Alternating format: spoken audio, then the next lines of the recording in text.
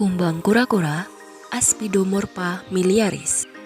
Kumbang kura-kura didapatkan dari sekitar area persawahan, ditemukan hingga pada tumbuhan menjalar, yaitu pada tumbuhan Ipomoea.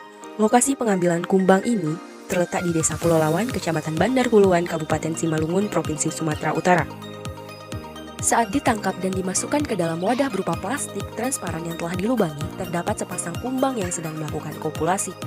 Selanjutnya, kumbang kura-kura ditempatkan di sebuah wadah plastik. Saya menggunakan stopless yang di dalamnya telah dilapisi tisu untuk memudahkan dalam pembersihan kotoran kumbang.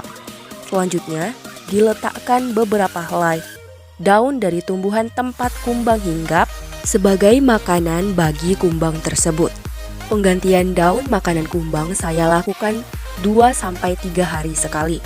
Jika diperhatikan, kumbang makan pada bagian bawah daun dan meninggalkan motif berupa lubang seperti bulatan pada daun. Pada saat memberi makan atau mengganti makanan kumbang, jangan lupa untuk melapisi tangkai tumbuhan atau daun yang telah dipotong dengan kapas dan dibasahi dengan air untuk menjaga kesegaran daun lebih lama dan juga sebagai tempat minum kumbang. Selang kurang lebih 4 hari setelah dipindahkan ke dalam stopless, terdapat sepasang kumbang yang sedang melakukan kopulasi. Dari kejadian kopulasi ini, kita dapat menyimpulkan bahwa ukuran tubuh betina dari Aspidomorpha ini lebih besar daripada ukuran tubuh jantannya. Saat melakukan kopulasi, kumbang kura-kura ini cenderung suka bergerak atau berpindah tempat. Kurang lebih 3 hari kemudian, saat dicek terdapat benda asing yang ternyata setelah saya cari tahu adalah telur kumbang kura-kura tersebut yang dilindungi di dalam pembungkus atau OTK berwarna oranye kecoklatan. Kumpulan telur itu menempel di salah satu helaian daun. Selanjutnya kurang lebih 8 hari kemudian, telur mulai menetas dan larva satu persatu keluar dari pembungkus telur. Larva dari kumbang tersebut berwarna putih kekuningan dan terdapat bulu-bulu pada tubuhnya. Di dekat larva yang baru menetas dari telur, diletakkan daun hijau supaya larva yang baru bisa langsung makan. Larva dari kumbang kura-kura ini suka bergerombol saat sedang makan. Semakin lama, semakin besar pula tubuh dari larva kumbang kura-kura tersebut. Setiap tubuhnya akan membesar, akan terjadi pergantian kulit. Biasanya, sisa dari kulit yang telah mengelupas akan terletak atau berada pada salah satu sisi dari ujung tubuh dari larva tersebut. Kumpulan telur Aspidomorpha miliaris. Lokasi pengambilan sama dengan lokasi tempat diambilnya kumbang kura-kura dewasa.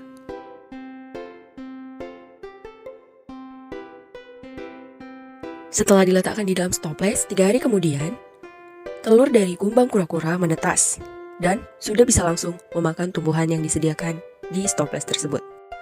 Sama seperti kumbang kura-kura dewasa, larva dari kumbang kura-kura ini juga makan daun pada bagian bawah daunnya dan meninggalkan bagian yang berwarna kecoklatan.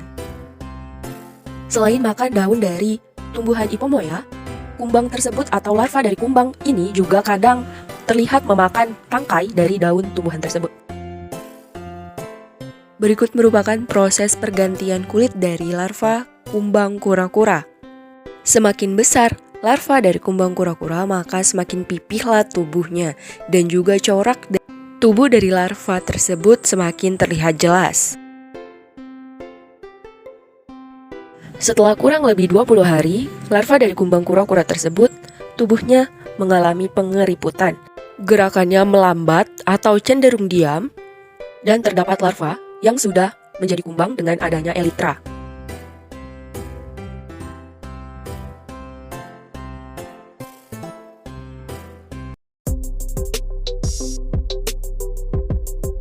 Larva diambil dari pohon waru di samping rumah saya di Afdeling 2 Laras, Kecamatan Bandar Huluan, Kabupaten Simalungun.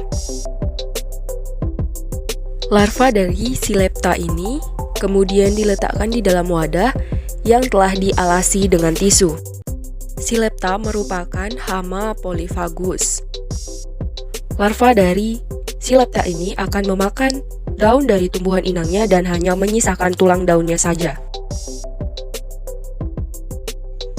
Setelah kurang lebih 10 hari setelah penangkapan, terdapat larva yang telah berubah warna dan dipisahkan ke wadah yang lainnya.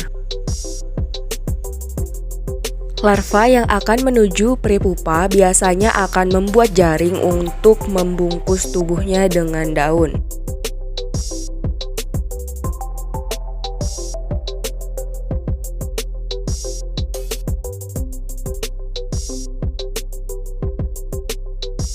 Selain menggunakan daun, larva yang menuju prepupa tadi, ada juga yang membungkus tubuhnya dengan menggunakan tisu.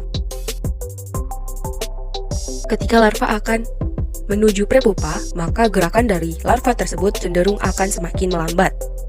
Semakin dekat dengan masa pupa, larva tersebut akan diam di tempat hingga dirinya menjadi pupa.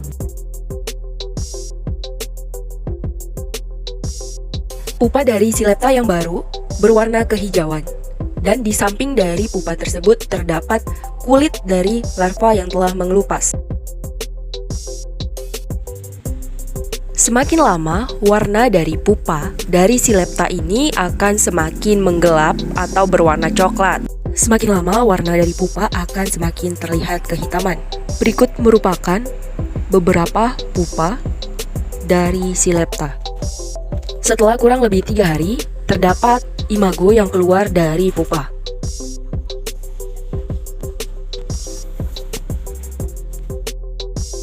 Berikut merupakan kepompong ataupun kutikula yang telah ditinggalkan oleh imago. Imago yang telah keluar dari kepompong kemudian diberi makan dengan menggunakan madu yang diletakkan atau dioles pada kapas dan kemudian digantungkan di wadah tempat imago berada. Setelah 4 hari, imago mati dan tidak terjadi kopulasi. Kepik coklat Pisomerus grossipes. Lokasi pengambilan kepik coklat Pisomerus grossipes ini tidak jauh dari lokasi pengambilan kumbang kura-kura, yaitu di Desa Pulau Lawan, Kecamatan Bandar Huluan, Kabupaten Simalungun. Saat ditangkap dari lapangan, terdapat beberapa pasang kepik coklat yang sedang melakukan kopulasi. Setelah ditangkap dari lapangan, kemudian kepik coklat dipindahkan ke dalam wadah dan juga ditaruh makanan dari kepik coklat ini berupa tumbuhan dari Ipomoea. Kepik coklat yang ditangkap dari lapangan sebagian besar merupakan kepik yang masih berada dalam fase nimfa. Nimfa dan serangga dewasa memiliki stilet yang berfungsi untuk menghisap cairan batang dan tangkai dari tumbuhan Ipomoea. Jika kepik ini berada di lapangan dan menyerang pertanaman dari ubi jalar, maka akan mengakibatkan layu ataupun terhambat.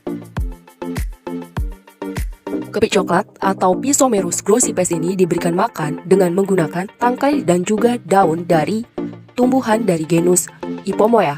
Pemberian makan ataupun penggantian tangkai dan juga daun dilakukan dalam kurun waktu 2-3 hari sekali.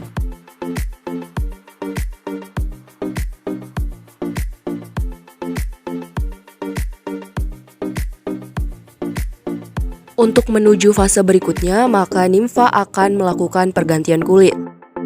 Imago yang baru saja mengganti kulit akan berwarna lebih cerah.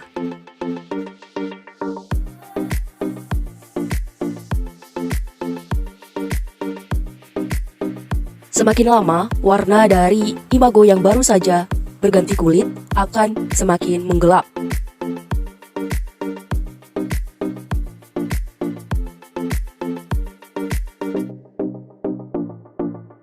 Kopulasi yang terjadi sebelum penangkapan menyebabkan adanya telur-telur yang menempel pada stoples, dan kurang lebih 15 hari setelah kepik-kepik dewasa dipindahkan ke stoples lain, telur-telur tersebut menetas menjadi nimfa yang aktif bergerak.